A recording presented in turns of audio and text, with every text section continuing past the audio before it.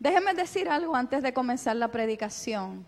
Le comentaba a Edgardo cuando el coro terminó de cantar. Sammy, tú estás por ahí, ¿verdad? Allá.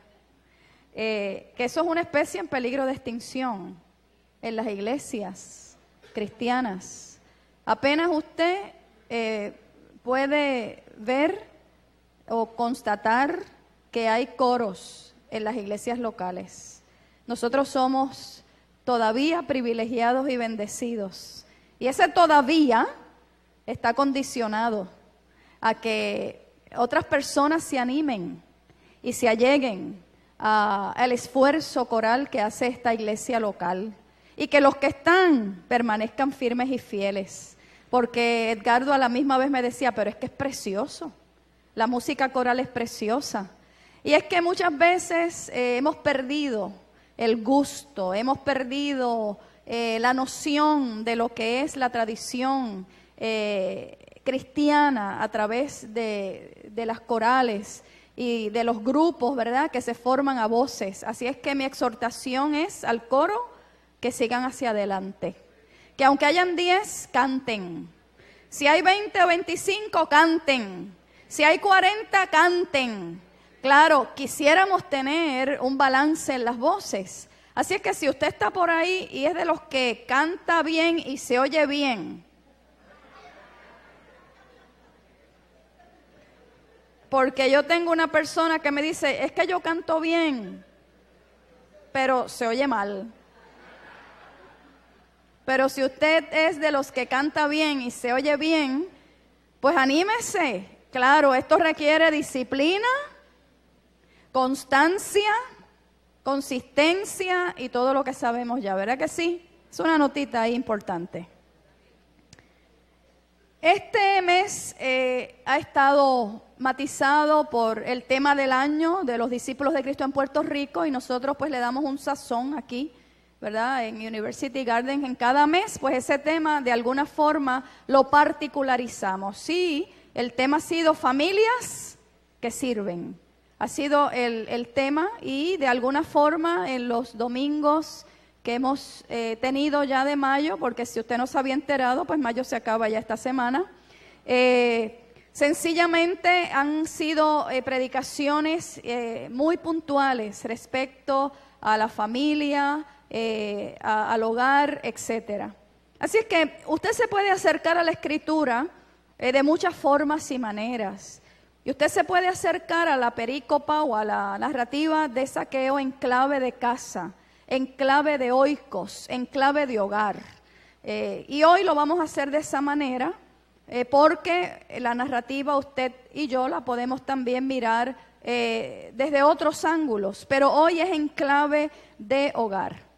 Dijo don Miguel Limardo, un insigne pastor y escritor de devocionales de luces encendidas, dijo que el hogar debe ser siempre el hogar. Y entre el hogar y una casa hay una gran diferencia. Porque la casa es la estructura física, es el mobiliario, son los utensilios. Es todo lo que de alguna manera se dispone para que usted pueda vivir su cotidianeidad. Y a través de todo ese mobiliario y de todas esas comodidades y de toda esa estructura, con toda probabilidad la vida se hace más llevadera en cuanto al día a día. Sin embargo, podemos decir que el hogar son los vínculos que unen estrechamente a padre, madre, esposo, esposa, hijos e hijas y los demás seres queridos. El hogar es el cariño que los miembros de esa familia se profesan en la ayuda mutua que se ofrecen, el respeto, la cortesía, las atenciones, las consideraciones y todo lo demás. La casa, de alguna forma, la puede destruir un huracán. De eso hemos sido ya testigos. La casa puede venirse abajo por eventos de catástrofe como son los terremotos, un fuego o cualquier otra contingencia. Sin embargo, aunque la casa se destruya, la estructura, el hogar permanece indestructible. La casa puede rodar hecha añicos, pero aún así el hogar construido sobre la roca que es Jesucristo, el Señor, permanece. Se cuenta que un fuego destruyó una casa con todas sus pertenencias. Y allí estaba una familia a la intemperie. Quedó sin la casa. Y todos los vecinos se compadecían, se unían para mirar cómo podemos ayudar ante esta situación. Y se acercó una persona y poniendo sus manos sobre uno de los miembros más jóvenes de aquella familia, le dijo: pobrecito, ha perdido su hogar. A lo que el joven, que estaba preclaro en su pensamiento, dijo: el hogar no lo hemos perdido, lo tenemos. Estamos aquí todos reunidos y juntos. Lo que nos falta es la casa donde guarecernos. Así que una casa usted la puede comprar, aunque se empate, aunque coja un préstamo a 30 años, usted puede comprar la casa, pero un hogar no lo puede comprar. Porque un hogar es ese espacio emocional, es ese espacio vital, es ese espacio espiritual que usted construye con los vínculos de amor durante toda una vida. Aún cuando algunos de los miembros de ese hogar se vayan en la búsqueda de sus anhelos, de sus sueños, y otros partan al hogar celestial. El hogar ha sido la hoguera que ha dado calor, y aún desde lo imperfecto nos ha construido en los seres humanos que somos hoy día. Cuando nos acercamos al Evangelio y miramos el Evangelio en clave de casa y hogar, vamos a notar que Jesús visitó muchos hogares, que en la agenda programática y misional de nuestro Señor Jesucristo estaban las casas hogares. Jesús visitó muchos hogares y muchas casas, y en la casa o en el hogar donde Jesús llegó, algo importante y trascendental ocurrió para los moradores de ese hogar. Ninguna familia puede quedar indiferente con la llegada de Cristo. Allí donde se necesita salud, allí donde se precisa de perdón, de milagros, de restauración, de consolación, llega Jesús y el escenario comienza a transformarse para beneficio y bendición de los moradores de ese hogar. Menciono rápidamente alguna de esas casas hogares donde Jesús visitó y algo bueno e importante para esa familia aconteció. Por ejemplo, una de las primeras casas hogares que usted va a notar en el Evangelio de Juan es la casa de los novios en Canaán. ¿Se acuerdan? Allí aconteció el primer milagro de Jesús. Dicho sea de paso, cuando hemos estado en Israel, hemos visitado las ruinas de esa casa en Canaán de Galilea. Y allí, de una manera muy particular, servimos el vino para todos los matrimonios que se encuentran presentes o para los novios que piensan en matrimonio. Oiga, y allí hacemos esa ceremonia y queda bien bonita. Y de alguna manera recuperamos la narrativa bíblica. En segundo lugar, la casa de Pedro. Jesús sanó a la madre de su esposa. En tercer lugar, la casa de Jairo. Jesús impartió vida, resucitación a la hija de Jairo. En la casa de Marta y de María, Jesús impartió la Torá, la palabra. En la casa de Cafarnaúm, Jesús ofreció restauración al paralítico. ¿Se acuerdan? Cuando los 4 camilleros del amor estaban buscando en aquella casa cómo este amigo nuestro puede recibir el toque y la salud del maestro, quitaron las tejas del techo y lo bajaron. Y allí en aquella casa lo pusieron en el centro de la misma para que Jesús de alguna forma pusiera su mano y le restaurara. En la casa de Leví, Jesús llamó a aquel al arrepentimiento. En la casa de Simón el fariseo, ¿se acuerdan? Jesús recibió unción. Jesús impartió perdón y también reprendió por el prejuicio y la dureza de aquel hombre. En el cenáculo nos dicen los evangelios que Jesús llevó la comunión. En la casa de Caifás, no sé si usted lo tiene fresco en su memoria, porque casi celebramos la Semana Santa hace un mes, Jesús es juzgado.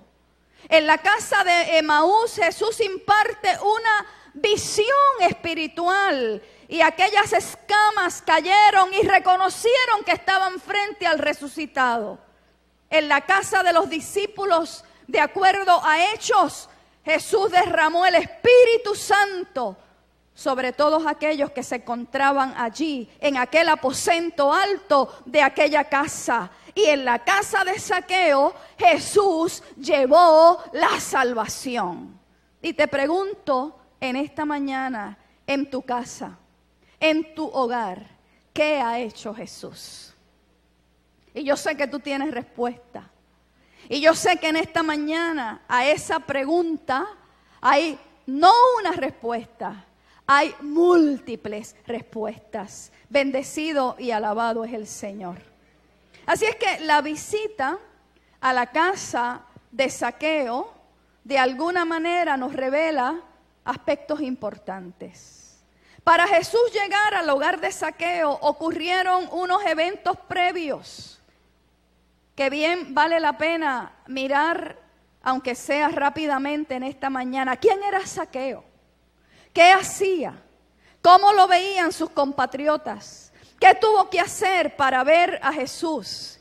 ¿Qué ocurre entonces en ese ver y ser visto por Jesús? Zaqueo era, según dice el Evangelio, un hombre que tenía un puesto importante para Roma y odiado por los judíos.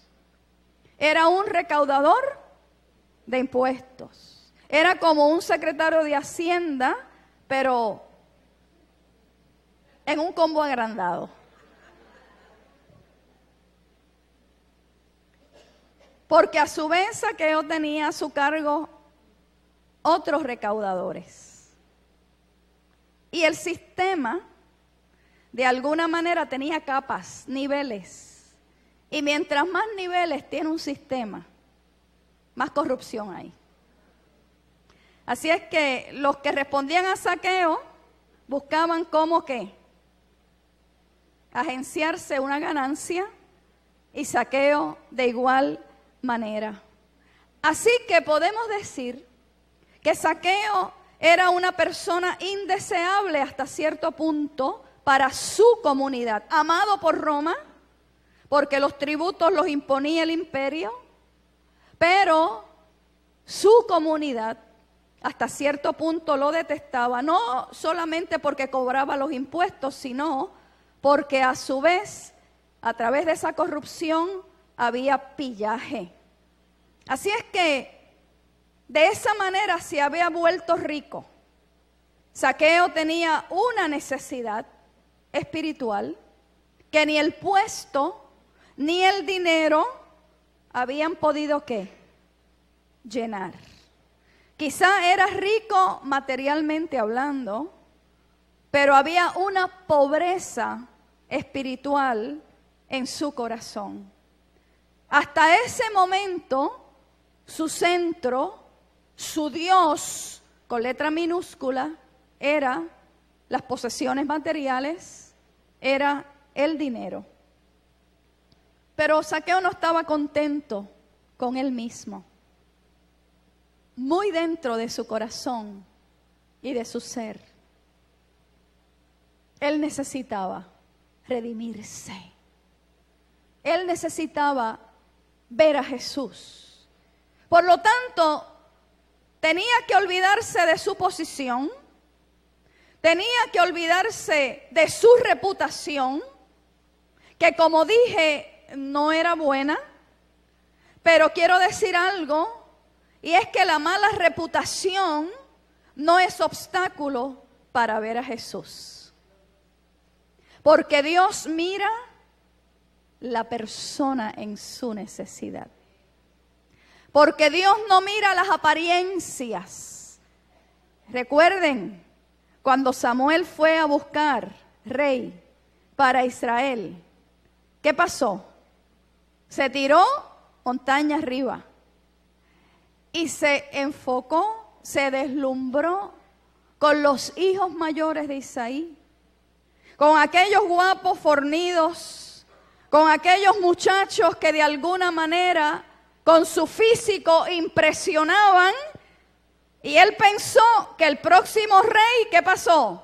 Está ahí, en uno de estos. ¿Y qué le dijo el Señor? No te equivoques, no te dejes impresionar, porque ninguno de esos va a ser el rey. ¿Y qué tuvo que hacer Samuel? Escuchar lo que el Señor le dijo. No te dejes llevar por las apariencias. Dios mira ¿qué? El corazón. Dios mira siempre lo que está dentro. Lo que más necesitado está del ser humano. Y allá tenía un flacucho cuidando las ovejas, David, y ese, que Samuel no hubiese puesto sus ojos en él, a ese Dios le tenía el ojo puesto, y a ese señaló como el rey de Israel.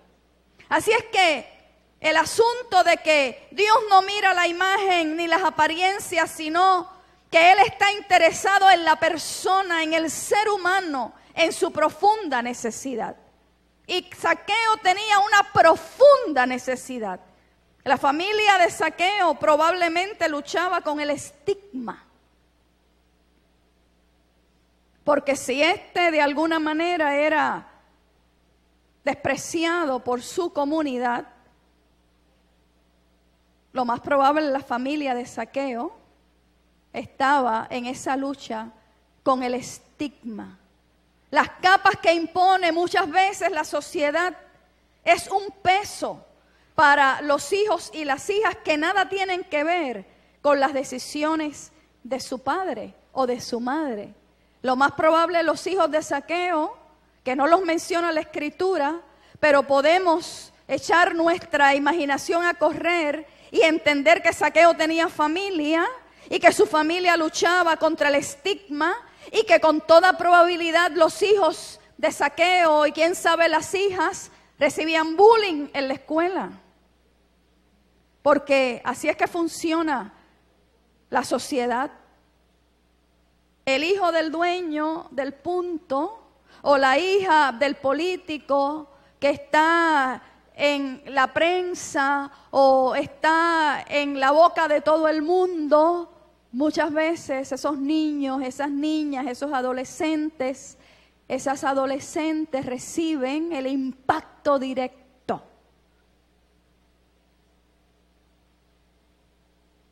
Hace un tiempo recibí a una chica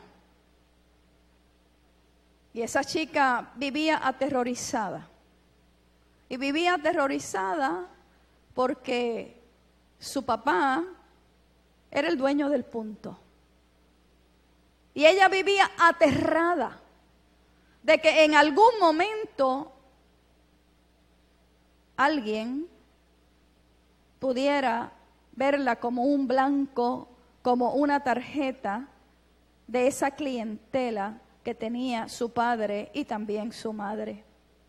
Así que Zaqueo aprendió que para encontrarse con Jesús hay que despojarse del falso yo, hay que despojarse de esas capas con que la sociedad nos viste.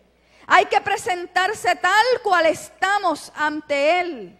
Y el gran descubrimiento de Zaqueo fue ese, que ante Jesús hay que presentarse tal y como estamos. Por eso, reconociendo que por su baja estatura física y moral, era importante buscar la manera de ver a ese Jesús. Y así nos lo dice el Evangelio de Lucas. Por lo tanto, Zaqueo, por cuanto tiene una profunda necesidad, vence el primer obstáculo, su estatura. Y miró y vio que había, ¿qué? Un árbol que él podía subir. El sicómoro es un árbol pequeño, de tronco ancho, de raíces que de alguna manera van por encima de la tierra, pero es fácil, permítanme decirlo, treparlo.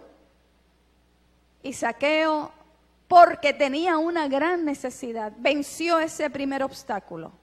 Y el segundo obstáculo era la multitud, que no sabemos si tenían las mismas necesidades que Zaqueo, si estaban allí novelereando para ver dónde, cuándo, quién es este que pasa por aquí, pero él se aleja de esa multitud, busca cómo llegar al árbol y poder ver a Jesús que iba a pasar por allí. Y dice la historia que cuando Jesús pasó por Jericó, ¿qué pasó? Levantó la mirada y pudo ver a Zaqueo. Esa decisión de subirse al árbol permite a su vez que Jesús lo vea a él. Él quería ver a Jesús y Jesús a su vez lo ve a él. Se unen las dos miradas para unirse dos caminos como un solo camino, el camino de la salvación. Y es interesante porque Jesús lanza la otra mirada. La sociedad, hermanos y hermanas, la gente, en este caso, miraba a Zaqueo con desprecio, con hostilidad, con coraje, pero Jesús siempre lanza otra mirada.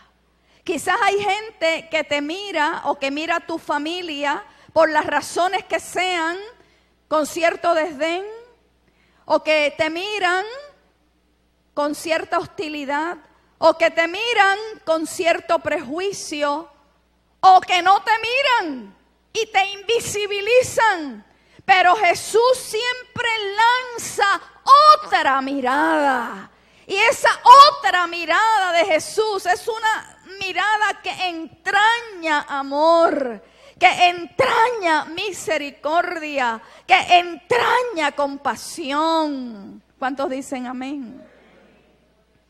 Y que quizá a ti en la vida, familiarmente hablando, te ha ido súper, más que bien. No has tenido que confrontar mayores contratiempos.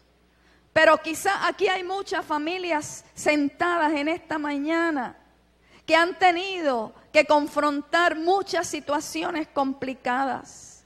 Y cosas, vivencias, experiencias que usted nunca pensó que tenía que enfrentar y afrontar, usted las está viviendo y muchas veces ha sentido las miradas de otras personas juzgando su realidad familiar, su realidad de vida. Pero yo quiero decirte en esta mañana que tú y yo adoramos, servimos, conocemos a uno que sabe mirarnos, que siempre lanza otra mirada, no aquella que la sociedad, que el vecino, que el familiar, que aquel o el otro o la otra nos dispensa. La mirada de Jesús siempre nos va a convocar al amor. Siempre nos va a convocar a otro escenario posible. Alabe y bendiga el nombre del Señor. Oiga, y cuando Jesús pone su mirada en alguien, algo trascendental para esa persona va a ocurrir. Recuerde el ciego de Juan 9, que dice que Jesús pasando por allí puso sus ojos en él. Y los discípulos le dicen: oye Jesús, este que está ahí ciego, ¿pecó él o pecaron sus padres? Por todo aquel pensamiento de que la enfermedad es consecuencia del pecado. ¿Y qué Jesús le respondió? Ni él ni sus padres. Eso es para que la gloria de Dios se manifieste sobre él.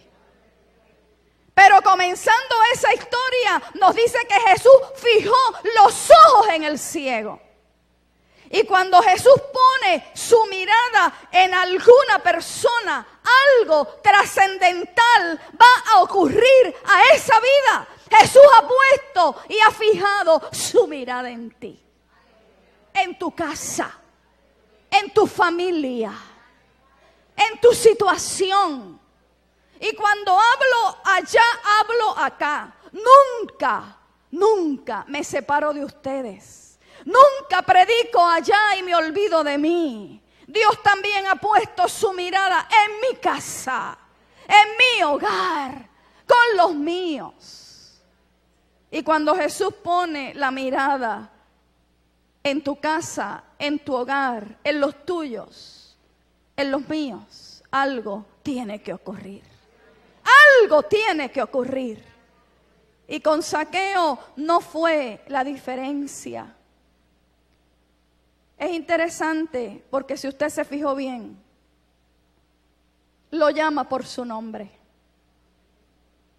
Pocas personas, aparte de los discípulos en el Evangelio, se les conoce por su nombre. El ciego de nacimiento, la mujer adúltera, la samaritana, el paralítico, pero este tiene nombre. Zaqueo, date prisa, desciende, porque hoy me es necesario, dicen unas versiones, posar en tu casa. Otras dicen llegar a tu casa. Otras dicen hospedarme en tu casa. Y es que no hay tiempo que perder. Hay un sentido de urgencia, no de parte de Zaqueo, en este caso, sino de parte de Jesús. Y Jesús establece un sentido de urgencia, porque Jesús sabía lo más probable, el infierno emocional que vivía este hombre. Y me es necesario llegar a tu casa. Repaso, hay 3 cosas medulares que ocurren. En primer lugar, Jesús lo busca con su mirada. Lo alcanza, le lanza otra mirada. En segundo lugar, lo llama por su nombre. Oye, no hay experiencia que nos imparta más seguridad que el Señor nos llame por nuestro nombre. Por eso me encanta el profeta Isaías, cuando dice en capítulo 43, no temas, porque yo te redimí. ¿Y qué más dice? Renglón seguido, te puse nombre. Mío eres tú. y habría que hacer un análisis de ese pasaje y de ese texto específico en el hebreo. Pero vamos a suponer en esta mañana que el nombre que Dios te ha dado, bendito y alabado es el Señor, es mía eres tú, mío eres tú. Cuando pases por las aguas, dice luego, yo estaré contigo. Y si por los ríos, no te anegarán. Cuando pases por el fuego, ¿qué dice? No te quemarás, ni la llama arderá en ti. Porque mía eres tú, porque mío eres tú. Ese es el nombre que está ahí en Isaías. Y no es que no vamos a pasar por las aguas, porque por las aguas, como algo tempestuoso en la vida, lo vamos a tener que enfrentar. Por los ríos, las pruebas, por el fuego, una prueba mayor. Pero en todo eso el Señor está con nosotros y nos ha dado identidad a través del profeta. Tú eres del Señor, yo soy del Señor, y por cuanto somos del Señor, Él nos asiste en los momentos de suma dificultad. Así es que ahí está, lo busca con su mirada, lo llama por su nombre y en tercer lugar le ofrece su amistad, hospedándose en su casa, hospedándose en su hogar. Es interesante porque hablando de nombres, el nombre de Zaqueo quiere decir puro.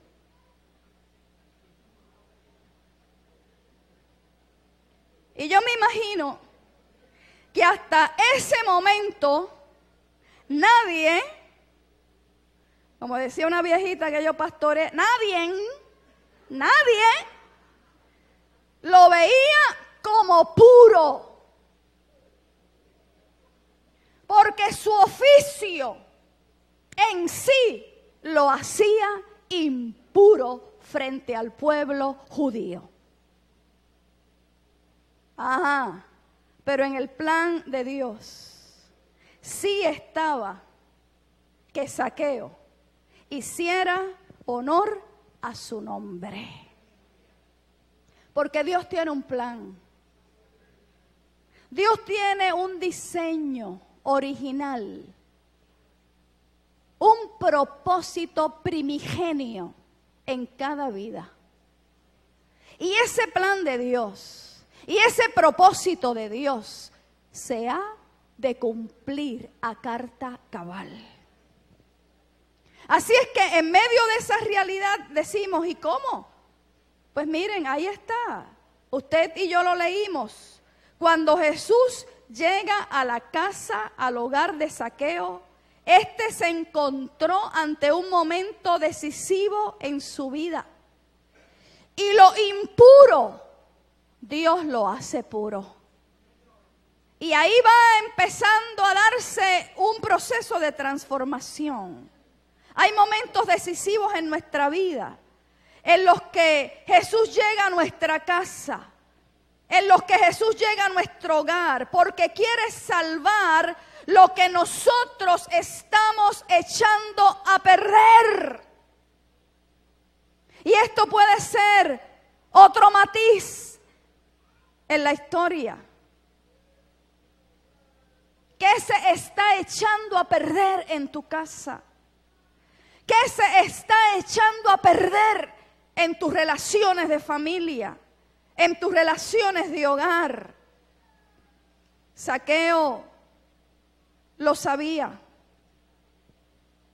Y de alguna manera ahí estaba esa realidad. Estaba perdido en su laberinto de el pseudo poder, de las posesiones. Y no se sentía cómodo ya con esa forma de vida que llevaba. Era rico, sí, era rico a costa del empobrecimiento de sus compatriotas. Lucas nos habla de la transformación de Zaqueo. Allí en su casa, allí en su hogar, porque fue en el comedor en el comedor de su casa, allí en el comedor de su hogar. Cuando este padre, cuando este esposo, cuando este hombre en su encuentro con Jesús ya no solo piensa en el dinero, ya no solo piensa en el trabajo, ya no solo piensa en el oficio, sino que la llegada de Jesús a su casa y a su hogar lo sensibiliza ante el sufrimiento de los demás. Pero interesantemente, ante el sufrimiento de aquellos que han sido objeto de su mal obrar, de su mal proceder. Y por eso es que Zaqueo le dice al Señor a aquellos que les he, dicen unas versiones, robado. Otras dicen a los que he defraudado. Lo que le he quitado, se lo voy a devolver 4 veces. Usted haga sus conclusiones. Así es que en ese momento, fíjense qué interesante, porque en ese mismo momento de Lucas capítulo 18 y luego el 19, en el 18 hay un hombre que Jesús le tiene que decir, pues mira, se te falta una sola cosa, vende, reparte, dalo a los pobres. Lo que tienes, repártelo, dalo a los pobres, a los que necesitan. ¿Y qué pasó con aquel? De mi maíz ni un grano. Esto es mío, lo mío es mío. Y yo no voy a aflojar esto. Pero a Zaqueo Jesús no le pide motus propio. Zaqueo le dice al Señor: lo que he robado, de lo que me he apropiado, lo voy a devolver. No por 1, ni por 2, ni por 3.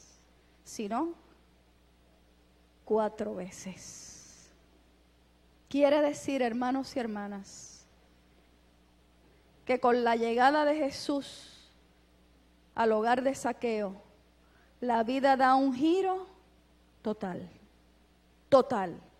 en la vida de esta familia. Familias que sirven ha sido el tema de este mes.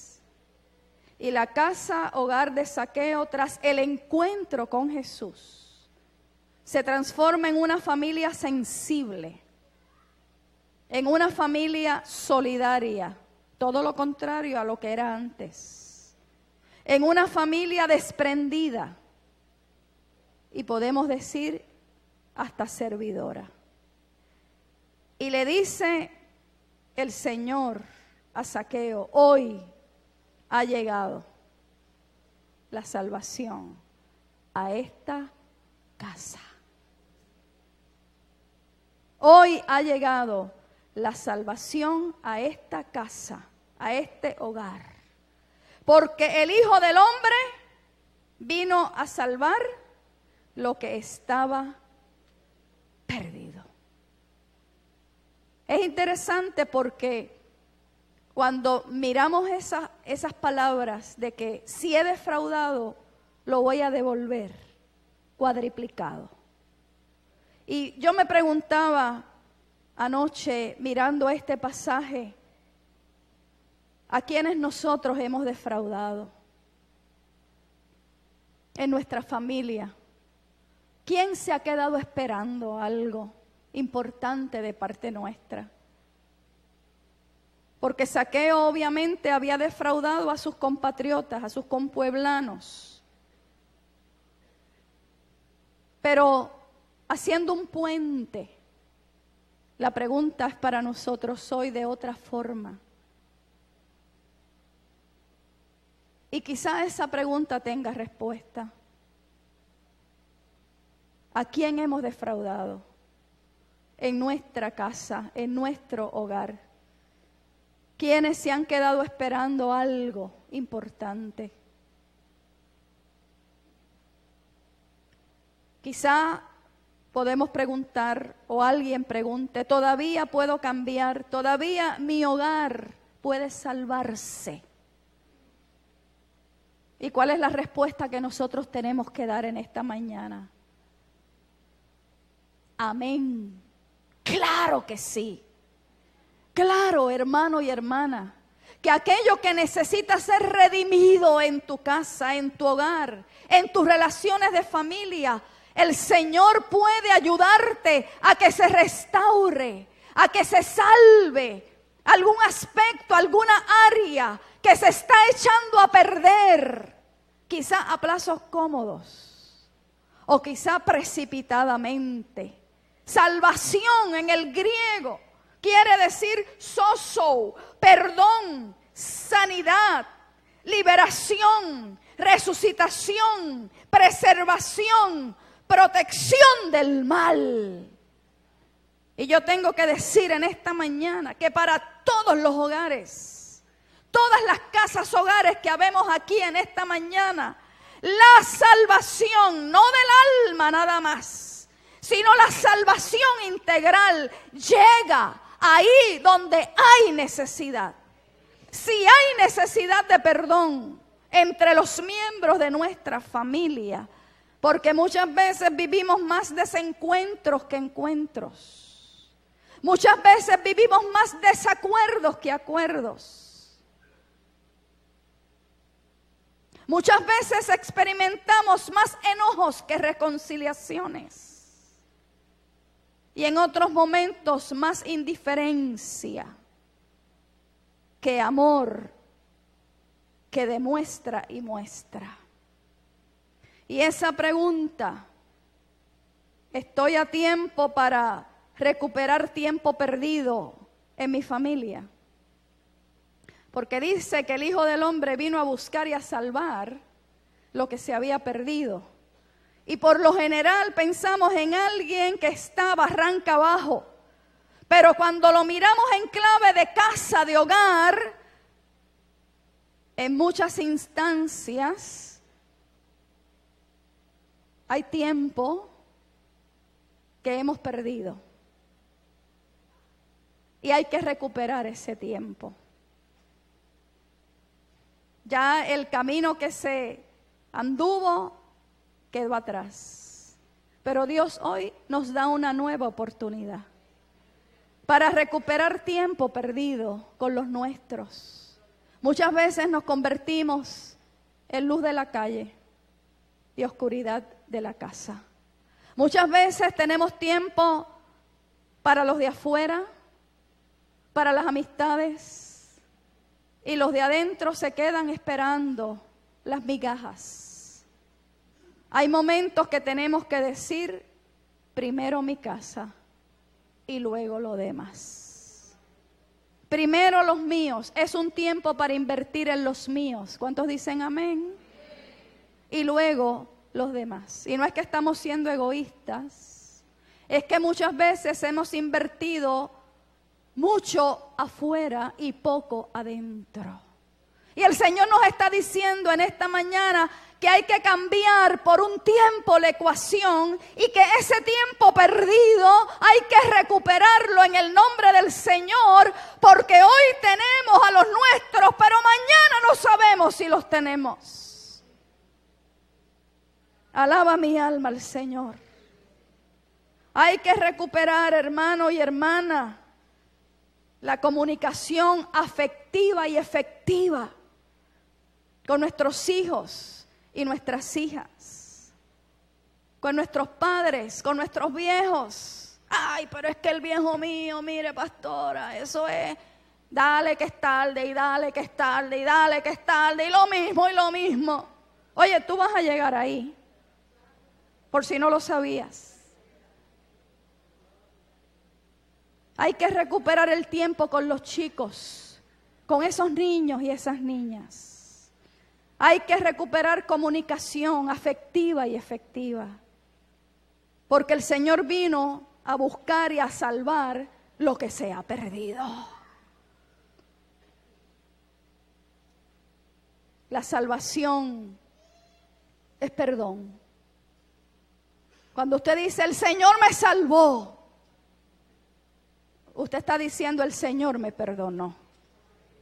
Y si el Señor te perdonó a ti, ¿qué tú tienes que perdonar? A los que están en tu hogar, en tu casa, en tus redes familiares. Salvación es sanidad. ¿Cuántas familias necesitan sanidad? Coquí, coquí, coquí. Nos cuesta, sí, nos cuesta, porque las máscaras que nos ponemos, y todo está bien, y todo está perfecto, y estoy en victoria, en mega victoria, al 105%.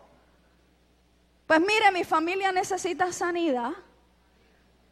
Y en mi familia tenemos que revisitar el perdón.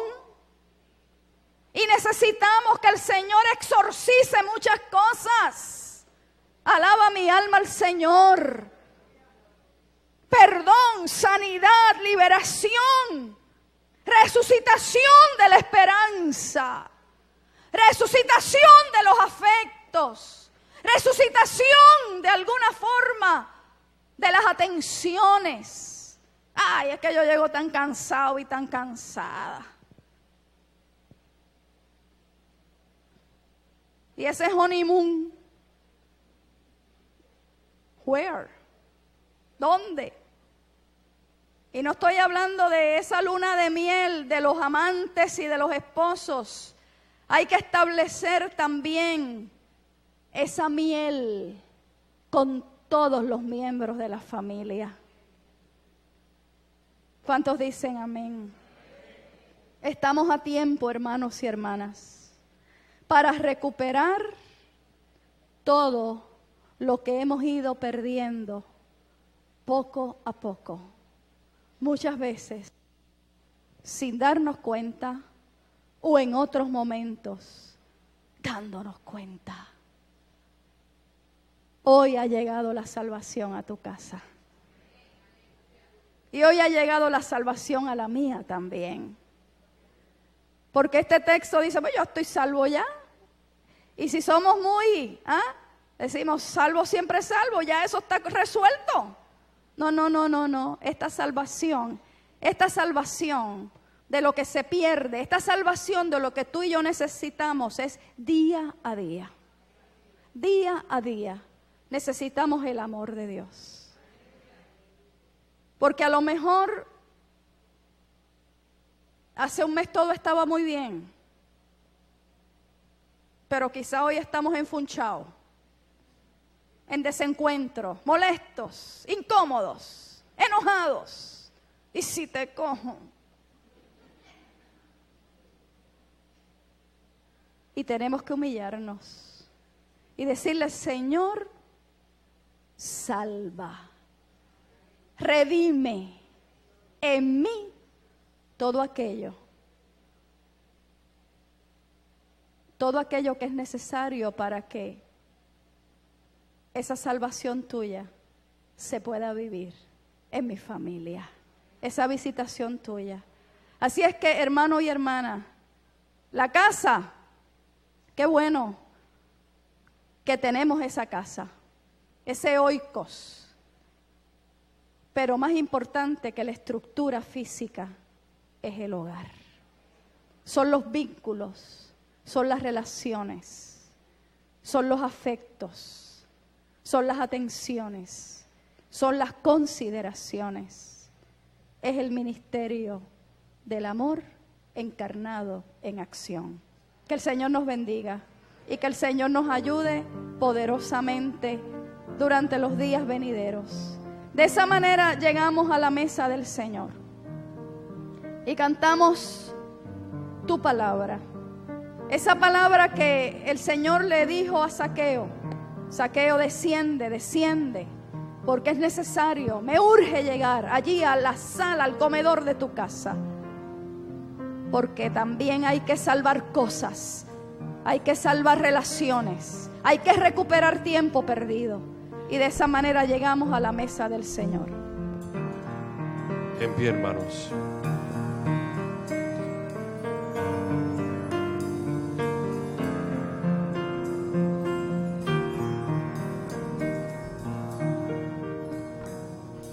Tu palabra es como aceite sobre mis heridas, es el agua en el desierto y el calor en el invierno. Tu palabra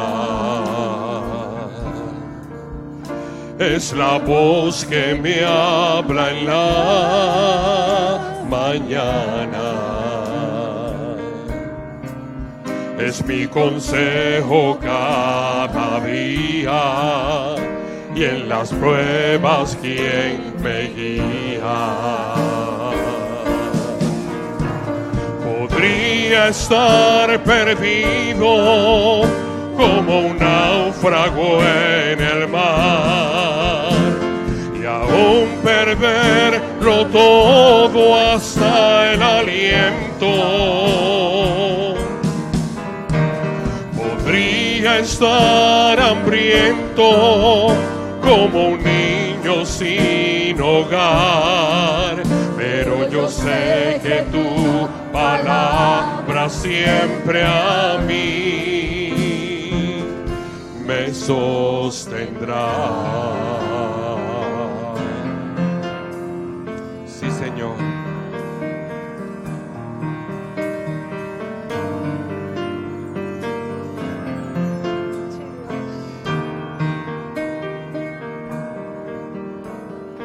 Tu palabra es como dulce miel para mis labios, es la perfecta melodía que me deleita cada día. Tu palabra es mi refugio en medio de las pruebas. En la tristeza es mi alegría, en soledad mi compañía. Podría estar perdido como un náufrago en el mar y aún perderlo todo hasta el aliento. Podría estar hambriento como un niño sin hogar, pero yo sé que tu palabra siempre a mí. Podría estar perdido como un náufrago en el mar y aún perderlo todo hasta el aliento. Podría estar hambriento como un niño sin hogar, pero yo sé que tu palabra siempre a mí. Pero yo sé que tu palabra siempre a mí. Pero yo sé que tu palabra siempre a mí.